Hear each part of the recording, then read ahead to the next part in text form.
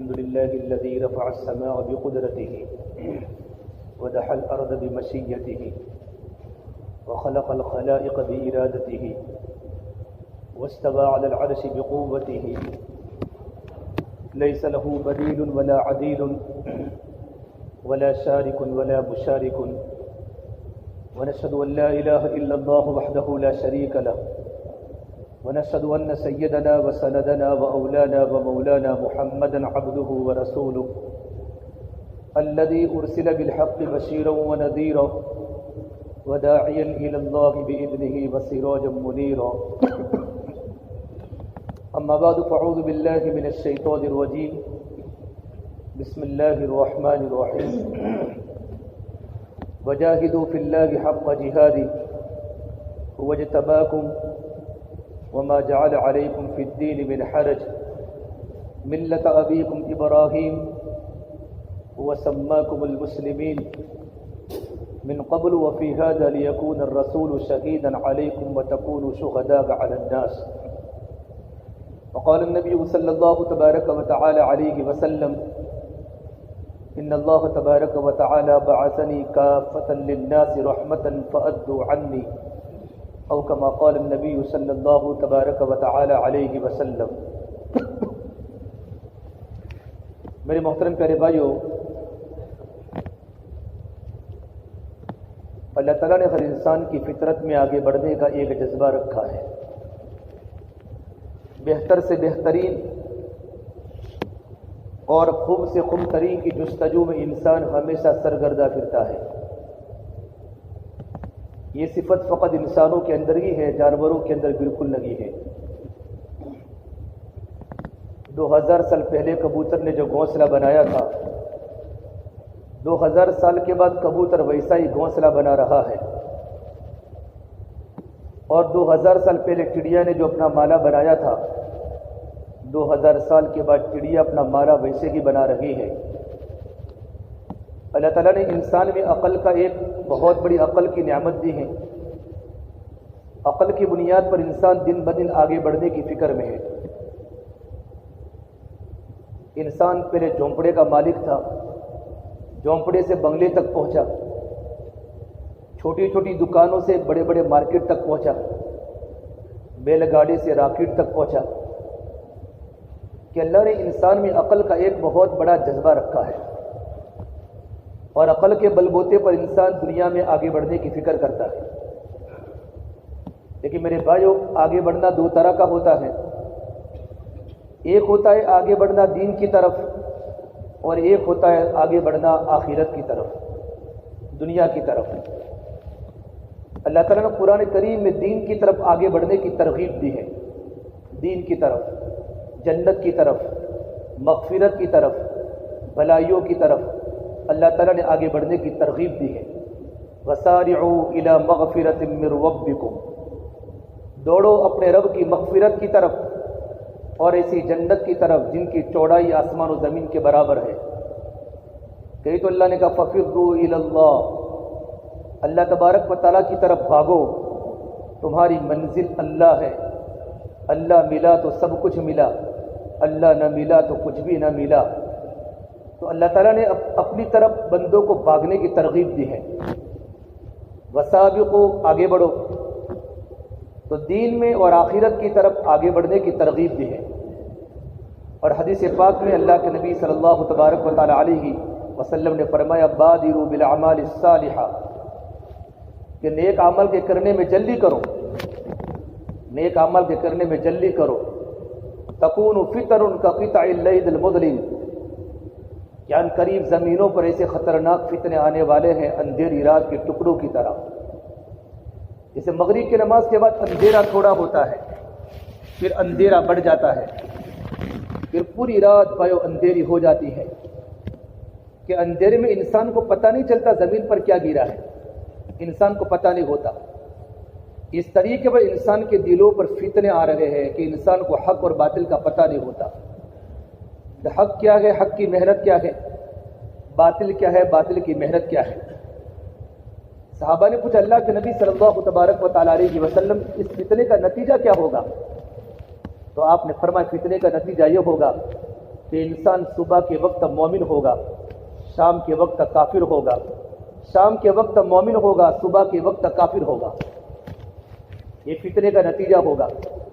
تو پوچھا صحابہ نے اللہ کے نبی صلی اللہ تبارک و تعالیٰ علیہ وسلم، یہ کس گناہ کی بنیاد پر ہوگا کہ انسان صبح کے وقت مومن ہو، شام کے وقت کافر ہو، اور شام کے وقت مومن ہو، صبح کے وقت کافر ہو؟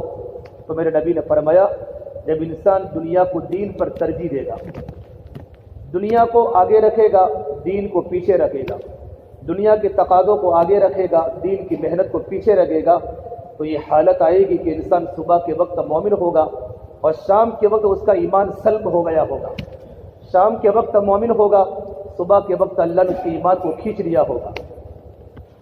اس لیے اللہ کے نبی صلی اللہ تبارک و تعالیٰ علیہ وسلم نے فرمایا، انسان کو ہمیشہ دین کی محنت کی طرف آگے بڑھنا چاہیے۔ ایک اللہ کے ولی حسن بصری رحمۃ اللہ، کسی نے پوچھا کہ نجات کی شکل کون سی ہے؟ حسن بصری بہت بڑے تابعی ہیں، جن کی والدہ نے حضرت عمر کی ہے، ان کی والدہ باندھی تھی۔ کتنی مرتبہ حضرت عمر کے کام سے ان کی والدہ باہر گئی ہوتی، حسن بصری روتے تھے، تو حضرت عمر کی اہلیہ نے حسن بصری کو دودھ پلایا ہے۔ اول نمبر کے تابعی ہے، وہ فرماتے ہیں انسان یہ چاہتا ہے کہ دنیا کے اندر بھی مجھے نجات ملے اور آخرت میں مجھے نجات ملے، تو فرمایا دنیا کے لیے اتنی محنت کرو جتنا تم کو دنیا میں رہنا ہے، اور آخرت کے لیے اتنی محنت کرو جتنا تم کو آخرت میں رہنا ہے۔ دنیا کی زندگی کی حد ہے، آخرت کی زندگی کی کوئی حد نہیں۔ آپ صلی اللہ تبارک و تعالیٰ علیہ وسلم نے دنیا کی زندگی کی حد بتائی، اعمار امتی بین 60 و 70، کہ میری امت کی عمریں کتنی؟ کہ میری امت کی عمریں 60 اور 70 کے بیچ میں ہیں۔ قلیل ما تجاوزوا، کچھ ہی لوگ ہیں جو آگے بڑھ جاتے ہیں، 80 اور 90 سال کی عمر ہو جاتی ہیں، لیکن انسان اس عمر میں قدم قدم پر اپنی اولاد کا اور لوگوں کا محتاج بن کے زندگی گزارتا ہے۔ اس اللہ کے نبی صلی اللہ تبارک و تعالیٰ علیہ وسلم نے اسی عمر سے پناہ مانگی ہے، ارذل العمر، عمر نکمی ہو جانے سے، زیادہ بوڑھا ہو جانے سے، کہ آدمی کی عقل بھی ختم ہو جاوے اور آدمی اپنا یاد کیا ہوا بھول جاوے، آدمی کی یادداشت پر بہت بڑا اثر پڑے، ایسی عمر سے تو اللہ کے نبی صلی اللہ تبارک و تعالیٰ علیہ وسلم نے اللہ تبارک و تعالیٰ سے پناہ مانگی ہے۔ تو دین کی محنت اللہ کو بہت محبوب ہے۔ اللہ کے نبی صلی اللہ تبارک و تعالیٰ علیہ وسلم پر جب آپ نے جبرائیل کو پہلی مرتبہ دیکھا، آپ نے جبرائیل کو 2 بار اصلی حالت میں دیکھا ہے۔ ایک بار آپ نے غار حرا کے موقع پر دیکھا، نمبر 2 آپ نے معراج کے موقع پر دیکھا جبرائیل کو اصلی حالت میں۔ جب آپ نے جبرائیل کو جب پہلی مرتبہ اصلی حالت میں آپ نے دیکھا جبرائیل کو، تو آپ صلی اللہ تبارک و تعالیٰ علیہ وسلم جبرائیل کو دیکھ کر گھبرا گئے۔ اتنا بڑا قد فرشتے کا، سر آسمان میں ہے، زمین پر فرش پر ان کے پیر ہیں، ایک پر مشرق کی طرف ہے، ایک پر مغرب کی طرف ہے۔ اتنا بڑا جسم والے فرشتے کو جب میرے نبی نے پہلی بار دیکھا جبرائیل علیہ السلام کو، تو آقا گھبرا گئے، اور گھبرانے کے بعد اپنی بیوی کو کہا، خدیجہ کو زملونی زملونی، مجھے چادر اوڑھاؤ، مجھے ڈر لگ رہا ہے، دسرینی، مجھے چادر اوڑھاؤ، مجھے ڈر لگ رہا ہے۔ حضرت خدیجہ نے آپ صلی اللہ تبارک و تعالیٰ علیہ وسلم کو چادر اوڑھائی، کمبل اوڑھایا، لیکن جب میرے نبی سو گئے تو خدیجہ نے اللہ کے نبی کو تسلی دی اور کہا، اے میرے پیارے شوہر، واللہ انک لا یخزیک ابدا، اللہ کی قسم اللہ پاک کبھی آپ کو رسوا نہیں کرے گا۔ اور اللہ کے نبی کی اخلاق بتائے، یا رسول اللہ انک لتصل الرحم، آپ تو صلہ رحمی کرنے والے ہیں، وتکسب المعدوم وتعین علی نوائب الحق، آپ تو بیواؤں پر رحم کرنے والے ہیں، آپ تو امت کو جوڑنے والے ہیں، آپ تو یتیموں کے بچوں پر سر پر ہاتھ پھیرنے والے ہیں، یتیموں کے سر پر ہاتھ پھیرنے والے ہیں، اور آپ تو لوگوں پر رحم کرنے والے ہیں۔ جب میرے نبی نے اخلاق کی، خدیجہ نے میرے نبی کے اخلاق بتائے، لیکن میرے نبی سو گئے، تو اللہ تبارک و تعالیٰ کو اللہ کے نبی کا سونا آسمانوں پر پسند نہیں آیا۔ سب سے پہلے کلام اللہ کی جو آیت نازل ہوئی ہے، اقرأ بسم ربک الذی خلق، یہ آیت غار حرا میں نازل ہوئی۔ نمبر 2 کی آیت اللہ نے نازل فرمائی جب اللہ کے نبی صلی اللہ تبارک و تعالیٰ علیہ وسلم چادر اوڑھ کر سوئے تھے، تو اللہ نے کہا، یا ایھا المدثر، ایک چادر کو اوڑھنے والے نبی، ہم نے آپ کو سونے نہیں بھیجا۔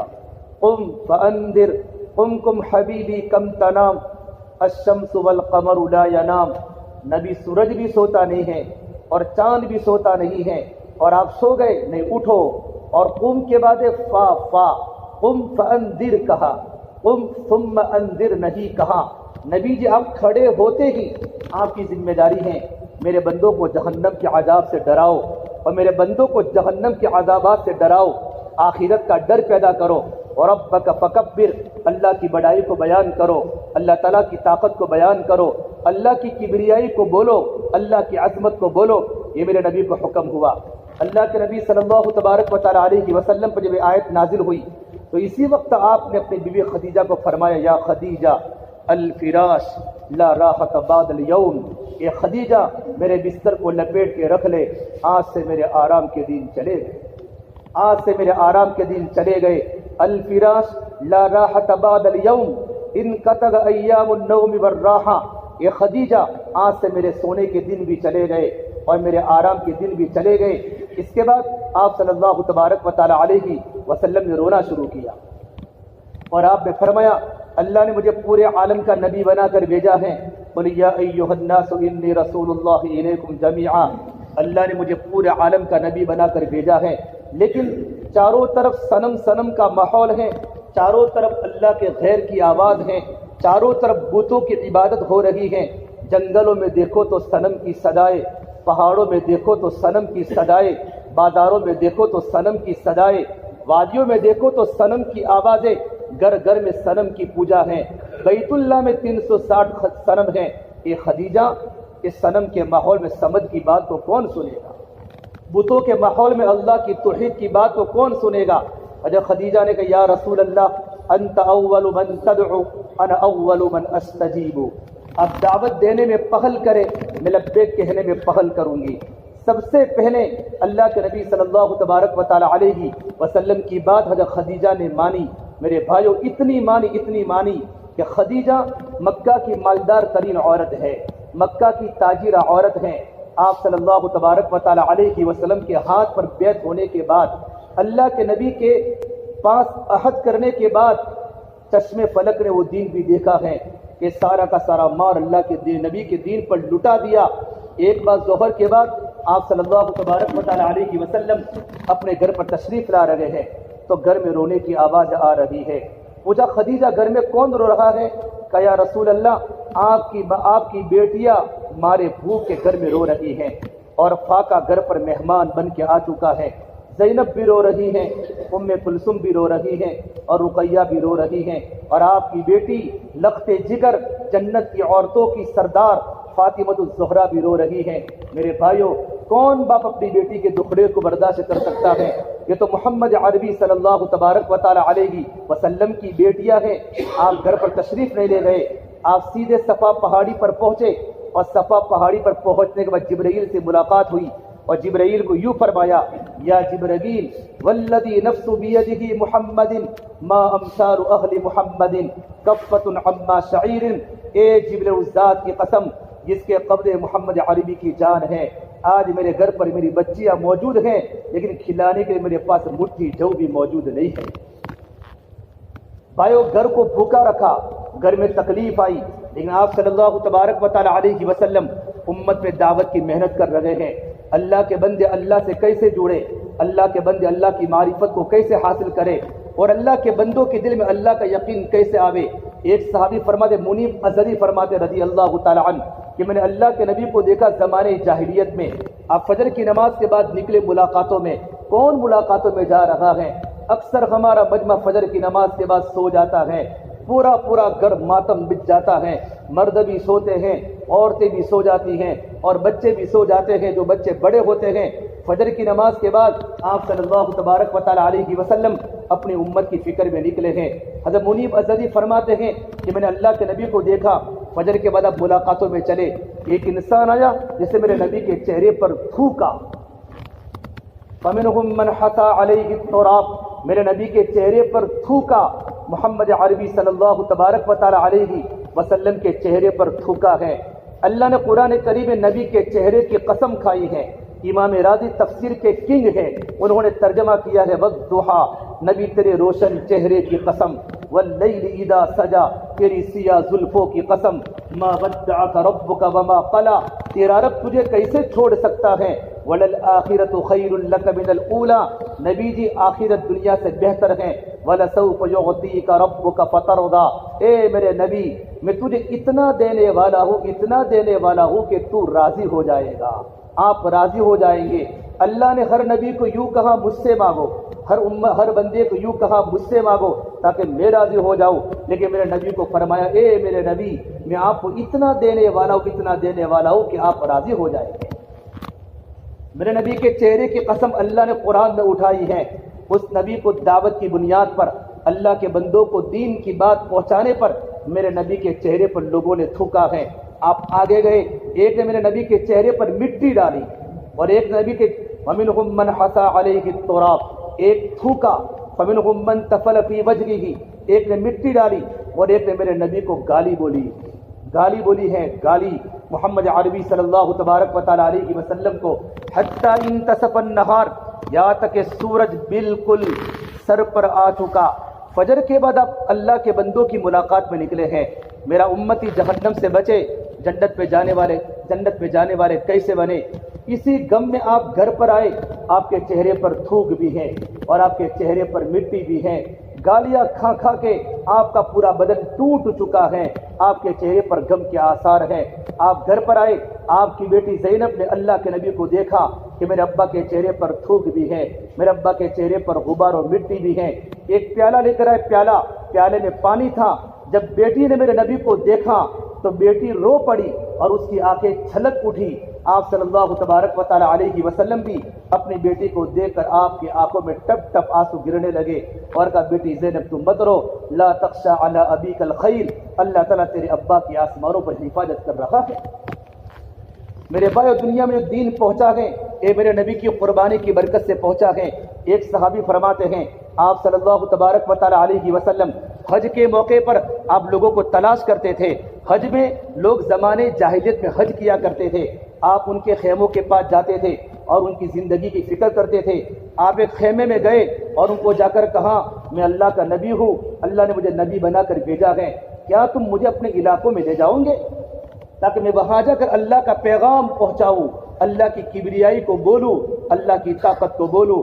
ان لوگوں نے کہا لا نصدقک ولا نکذبک، ہم نہ تیری تصدیق کرتے ہیں نہ تیری تکذیب کرتے ہیں، تو ہمارے خیمے میں ٹھہر جا۔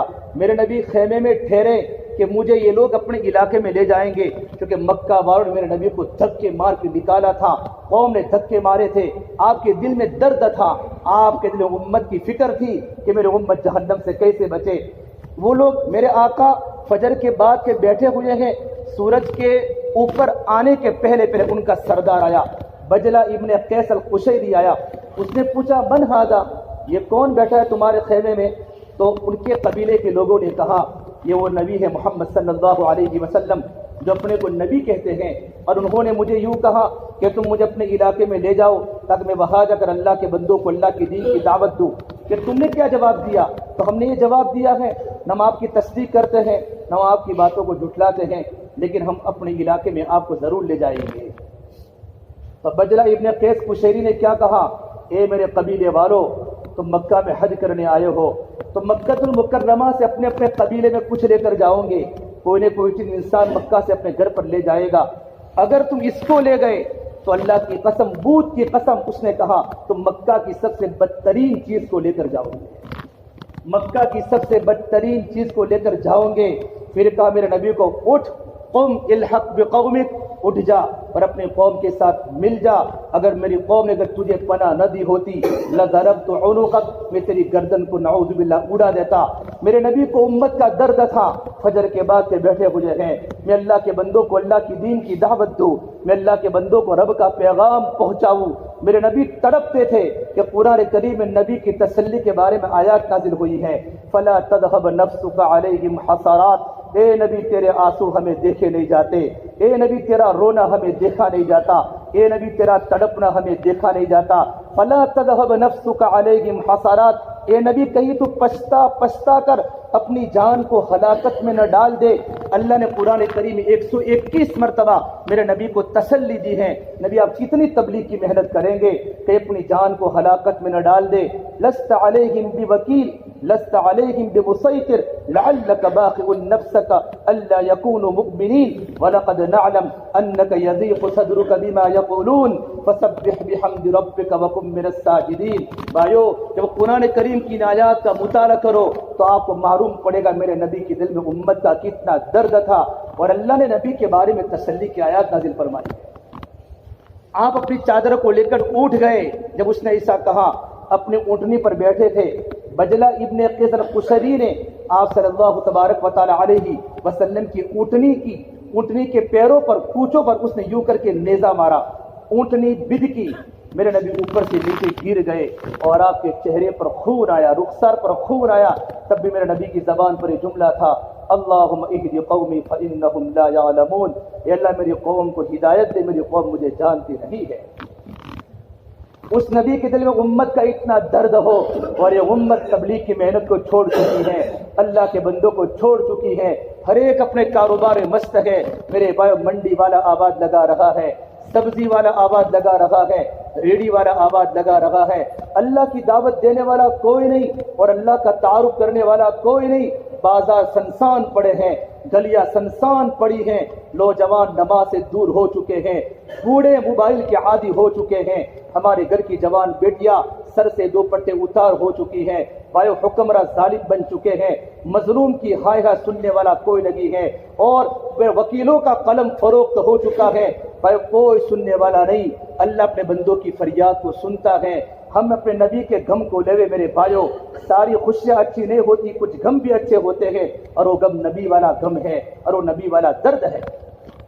آپ صلی اللہ تبارک و تعالی علیہ وسلم جب آپ 29 ذی الحجہ کو 11 ذی الحجہ آپ حج کے موقع پر ہیں، اپنے خیمے میں آرام فرما ہے، اور آیات نازل ہوئی اذا جاء نصر اللہ والفتح۔ اس آیت میں اللہ نے نبی کو فرمایا، نبی اب آخرت میں آنے کی تیاری کرو، آپ کا دنیا میں آپ کا مشن پورا ہونے کے قریب ہے۔ آپ نے 3 جمرات کی رمی فرمائی، اور جمرات کی رمی فرمانے کے بعد آپ مسجد میں تشریف لائے، اور تشریف لانے کے بعد آپ نے تاریخی جملہ کہا، ایھا الناس، اے لوگو، عسى اللہ تلقونی بعد عامی ھذا، ان قریب تم مجھے اس سال کے بعد تمہاری میری ملاقات کبھی نہیں ہوگی، اور میرا دنیا سے جانے کا وقت ہو چکا ہے۔ آپ مدینہ منورہ پہنچے، اور مدینہ منورہ میں پہنچنے کے بعد یمن والے آئے، اہل یمن آئے، اور یمن والوں نے کہا محمد عربی صلی اللہ تبارک و تعالی علیہ وسلم معاذ بن جبل کو ہمارے علاقے میں بھیج دو۔ تو آپ نے معاذ بن جبل کو وہاں سے روانہ کیا ہے۔ مدینے کے سب سے بڑے مفتی صحابی، میرے نبی نے فرمایا سب سے زیادہ حلال و حرام کو جاننے والے حضرت معاذ بن جبل ہیں۔ آپ نے اونٹنی پر معاذ بن جبل کو بٹھایا، آپ نے اونٹنی کی نکیل پکڑی ہے، اور 7 میل تک میرے نبی ان کے ساتھ چلے ہیں۔ آپ نے کسی صحابی کو آپ نے روانہ کیا تو مسجد سے آپ نے روانہ کیا ہے۔ جب معاذ بن جبل کو روانہ فرمایا تو آپ 7 میل تک 10.5 کلومیٹر تک آپ پیدل چلے ہیں، اونٹنی کی نکیل آپ کے ہاتھ میں ہے، معاذ اونٹنی پر بیٹھے ہوئے ہیں، یمن اللہ کے راستے میں جا رہے ہیں۔ معاذ نے کہا یا رسول اللہ، آپ اوپر بیٹھ جائیے، میں نیچے اتر جاؤں۔ آپ نے کہا اللہ کی قسم، نہ تو نیچے اتر سکتا ہے نہ میں اوپر بیٹھ سکتا ہوں، میں چاہتا ہوں میرے چند قدم اللہ کے راستے کی محنت میں پڑے۔ پھر آپ صلی اللہ تبارک و تعالی علیہ وسلم ہدایات فرما رہے ہیں، روانگی کی بات فرما رہے ہیں۔ معاذ تم یمن جاتے ہو، تمہیں یہ کام کرنا ہے، یہ کام کرنا۔ پھر فرمایا معاذ ایاک والتنعم، اپنے آپ کو عیش پرستی سے بچائیو، فإن عباد اللہ لیسوا بالمتنعمین، اللہ کے نیک بندے عیش پرستی کو پسند نہیں کرتے، اللہ کے نیک بندے عیش پرستی کو پسند نہیں کرتے۔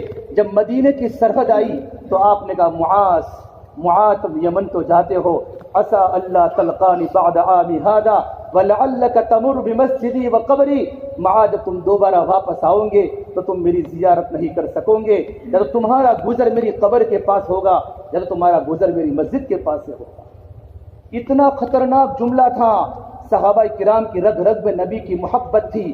علماء نے لکھا ہے اللہ کے نبی کی سب سے بڑی قربانی بیت اللہ کو چھوڑنا ہے، اور صحابہ کی سب سے بڑی قربانی میرے نبی کی صحبت کو چھوڑنا ہے۔ آپ نے کہا معاذ جب تم واپس آؤ گے یا تو تم کو میری مسجد ملے گی یا تو تم کو میرا روضہ اور میری قبر ملے گی۔ معاذ رونے لگے۔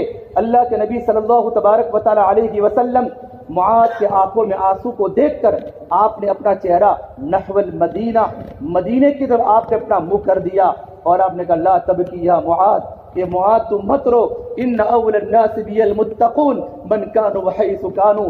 معاذ آخرت میں سب سے زیادہ مجھ سے قریب وہ انسان ہوگا جس کی زندگی میں تقوی ہوگا، جس کی زندگی میں اللہ تبارک و تعالیٰ کا ڈر ہوگا، چاہے وہ کہیں بھی رہتا ہو لیکن وہ میرے قریب ہوگا۔ یوں کر کے میرے بھائیو میرے نبی نے صحابہ کی جماعت کو روانہ فرمایا ہے اور آپ دنیا سے رخصت ہو گئے، آپ دنیا سے رخصت ہو چکے ہیں۔ امت کو بتانے صحابہ کی جماعت کو فرمایا اور صحابہ نے ملکوں میں جا کر اپنی قبریں بنائی ہیں، اپنی محبت صحابہ نے قربان کی ہیں۔ آپ کی دنیا سے پردہ فرمانے کا وقت ہو چکا۔ بھائیو میں آپ کو بتاتا 2 منٹ باقی ہے، آپ بہت لیٹ آتے ہیں۔ آپ صلی اللہ تبارک و تعالی علیہ وسلم نے اپنا غم صحابہ کرام میں منتقل فرمایا اور عرفات کے میدان میں آپ نے فرمایا فَلْيُبَلِّغِ الشَّاهِدُ الْغَائِبَ، جو مجمع حاضر ہے میرا پیغام امت کے غائبین تک پہنچا دے۔ اور میرے نبی نے اپنی بیٹی کو روتے روتے فرمایا تھا اے میری بیٹی فاطمہ تم مت رو، تیرے گھر میں کھانے کے فاقے بھی ہیں، تیرے گھر میں بھوک بھی ہے، لیکن اللہ پاک نے مجھے کلمہ دیا ہے، یہ کلمہ دنیا کے ہر کچے مکان میں جاوے گا، ہر پکے مکان میں جاوے گا۔ میری بیٹی جہاں جہاں رات کے اندھیرے جاتے ہیں اور جہاں سورج کی کرنیں جاتی ہیں وہاں اللہ کا ایک کلمہ پہنچ کے رہے گا۔ آپ صلی اللہ تبارک و تعالی علیہ وسلم کا سب سے بڑا سفر تبوک کا ہوا ہے۔ پورے عالم میں اللہ کا دین کیسے پہنچا؟ صحابہ کی جماعت نبی کے پیغام کو اپنی زندگی کا مقصد بنایا اور ملکوں میں گئے میرے بھائیوں، ملکوں میں جا کر صحابہ نے قبریں بنائی۔ امام مالک فرماتے رحمۃ اللہ علیہ کہ مکہ کا قبرستان جنت المعلا ہے، مدینہ کا جنت البقیع ہے، ان دونوں قبرستان کو مل کر 10,000 صحابہ کی قبریں ہیں۔ باقی این قبور الصحابہ، باقی صحابہ کی قبریں کہاں ہیں؟ تمام صحابہ کی قبریں ملکوں میں ہیں۔ اللہ کا پیغام لے کر صحابہ کرام ملکوں میں چلے گئے۔ میرے بھائیو کبھی ہر سفر کبھی فر سفر، کبھی ان کے در کبھی در در، غم عاشقی میرا شکریہ۔ فرمایا زندگی بنا کر نکل گئے، کبھی راستوں میں تنہا کبھی ہو بحر و صحرا، یہ جنوں کا ہم سفر ہو میرا کوئی در نہیں ہے۔ مدینہ کو چھوڑا اور قبر افریقہ میں بنائی، چائنا میں بنائی، ملیشیا میں بنائی، فرانس میں بنائی، پرتگال میں بنائی۔ ان کے بھی چھوٹے چھوٹے بچے تھے، ان کی بھی عورتیں تھیں، جوان عورتوں نے اپنی جوانی کو دیواروں کے ساتھ پوری فرمائی اور اللہ کا پیغام پورے عالم میں پہنچا دیا، اللہ کا پیغام پورے عالم میں پہنچا دیا۔ ہم جو مسلمان ہیں، ہماری اولاد جو اسلام کے ساتھ ہیں، یہ اللہ کے نبی کی قربانیاں ہیں، بڑے صحابہ کرام کی قربانیاں ہیں۔ یہ پورا کا پورا ہمارا مجمع دعوت کی محنت کو زندگی کا مقصد بناوے۔ مولانا عمر صاحب پالم پوری فرماتے تھے بلند اپنے اخلاق کرتا چلا جا، زمانے کے دلوں میں اترتا چلا جا، ادھر زخم پہ زخم کھاتا چلا جا، ادھر سارے عالم پہ چھاتا چلا جا، دنیا تجھ کو یاد کر کر کے روے تو دنیا سے مسکراتا چلا جا۔ کہ تیری قربانی کو دیکھ کر لوگ آنکھوں سے آنسو بہاتے ہو، جب تیرا جنازہ اٹھ رہا ہو پورا احمد آباد رو رہا ہو۔ یہی تو نوجوان ہیں جس کی برکت سے میرے سر پر ٹوپی آئی، میرے چہرے پر داڑھی آئی، میرے راتوں کو رونے والا بنا، میری زندگی بدل گئی، پورا مجمع رو رہا ہو۔ یہ اللہ کا بندہ دنیا سے اٹھ چکا ہے۔ بھائیو ہم باز امت نہیں ہیں، نبی نے اپنے گھر میں کھانے کے فاقے برداشت کیے ہیں۔ حضرت عائشہ فرماتی ہیں میرے گھر میں میں نے اپنے آقا کو دیکھا ہے کہ میرے آقا کو بھوک لگتی، بھوک تو آپ بستروں پر تڑپتے تھے، میں اپنے نبی کو دیکھ کر روتی تھی، یا رسول اللہ آپ کیوں تڑپتے ہیں؟ کہ عائشہ بھوک لگی ہے۔ میں نے اپنے آقا کو دیکھا کہ چارپائی لکڑی کی چارپائی ہوتی ہے تو لکڑی پر آپ اپنے پیٹ مبارک کو یوں کر کے لکڑی کا سہارا دیتے تھے، آپ کا پورا سر نیچے ڈھلک جاتا تھا، روتے تھے۔ فرمایا عائشہ میں بھوک کی حالت دنیا سے جاؤں گا، میرے جتنے انبیاء علیہ السلام دنیا میں آئے ہیں سارے بھوک کی حالت دنیا سے گئے ہیں۔ اور میری بیوی عائشہ گھر میں کھانے کے فاقے ہوں گے، اپنی بیٹی فاطمہ بھوکی رہے گی، لیکن میری غریب امت کا کیا ہوگا، میری امت کا کیا ہوگا؟ یوں بھائیو تڑپ تڑپ کے دنیا سے گئے ہیں۔ میرے آقا کو تو آفر تھی اللہ کی طرف سے، اگر نبی آپ چاہو تو بدہاں مکہ کے پہاڑوں کو سونے کا بنا دے، اگر آپ چاہو تو آپ نے سواری جنت میں آوے، لیکن نہیں، میرے نبی نے فقر کو پسند کر کے امت کو بتلایا ہے کہ اصل زندگی یہ زندگی ہے، دنیا تو دھوکہ باز ہے، یہی تجھ کو دن ہے رہو سب سے اعلیٰ، ہو زینت نرالی ہو فیشن نرالا، جیا کرتا کہ یوں ہی کیا مرنے والا، تجھے حسن ظاہر نے دھوکے میں ڈالا، تجھے پہلے بچپن نے برسوں کھلایا، جوانی نے پھر تجھ کو مجنوں بنایا، بڑھاپے نے پھر آ کے کیا کیا ستایا، اجل تیرا کر دے گی بالکل صفایا، جگہ جی لگانے کی دنیا نہیں ہے، کہ عبرت کی جاہیں تماشا نہیں ہے۔ میرے بھائیو، اڑتی جوانیاں مت دیکھو، اڑتے جنازے دیکھو، شادی کی بارات مت دیکھو، موت کے ماتم دیکھو۔ ہم سب کو مرنا ہے اور ہم سب کو قبر میں جانا ہے۔ یہ اللہ نے موقع دیا زندگیوں کو بدلنے کا۔ کل سے ہمارا اجتماع شروع ہو رہا ہے، ہم 1.5 دن اپنے کاروبار کی ترتیب بنا کر کاروبار کو بند کر لیں۔ لاکھوں کا مجمع جوہا پورا میں رہتا ہے، اجتماع کے موقع پر 7,000 8,000 9,000 10,000 کا مجمع ہوتا ہے۔ اتنا بڑا مجمع اپنے کاروبار پر مست ہوتا ہے۔ بھائیو، اللہ والے ملک بڑے بڑے ملکوں سے سفر کر کے ہمارے پاس آتے ہیں، اللہ کی دین کی بات پہنچاتے ہیں، اللہ کا پیغام پہنچاتے ہیں۔ لوگ 4 مہینوں میں نکلتے ہیں، چلوں میں نکلتے ہیں اپنی زندگیوں کو بنانے کے لیے۔ اللہ ہم تمام کو اس پر عمل کرنے کے اللہ پاک توفیق عطا فرمائے۔